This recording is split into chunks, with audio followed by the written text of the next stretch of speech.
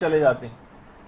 ایک عالم فرماتے ہیں کہ میں نے اپنی بصیرت کے باعث کچھ چیزوں کا مشاہدہ کیا ہے کہ انسان کی بے دینی کی، مومن کی تین میں نے بڑی وجوہات پرسنٹیج وائز نکالی، پرسنٹیج وائز کہ آخر کیا ہے، لوگ دین سے تمام چیزیں سننے کے بعد بھی بے دینی کیوں ان کے اندر آتی۔ کہنے میں نے از روح بصیرت تین چیزیں دیکھی ہیں۔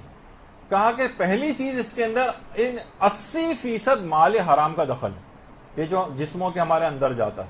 اب کسی بھی وجہ سے جاتا ہو، مسائل پتہ صحیح نہیں ہے، خمس ہم پہ واجب الادا ہے، پتہ نہیں کون کون سے واجبات واجب الادا ہیں، اور اسکیموں کے اندر جو پیسہ آ رہا ہے، ملازمت و کاروبار کے اندر انسان مثلا جاب کے لیے جاتا ہے، وہاں سے جلدی بھاگ جاتا ہے، ڈنڈی مارتا ہے، مال حرام اس کے جسموں کے اندر، جو رشتہ داروں کے گھر جاتا ہے وہاں ان کے پاس مشکوک اور حرام مال ہوتا ہے، وہ جسموں کے اندر چلا جاتا ہے۔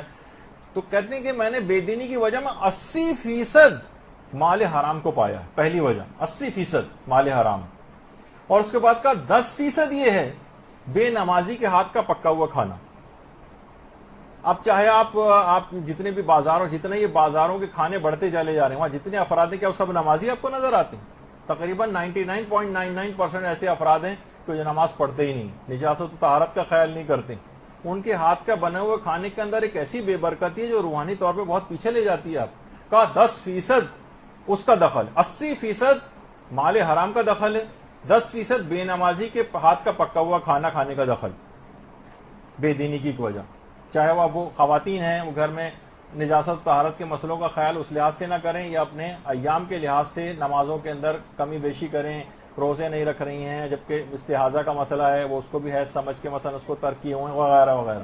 بہت ساری ایسی چیزیں کہ وہ اس کے اندر بے نمازی، بے روزے اس کے اندر آ جاتی ہیں۔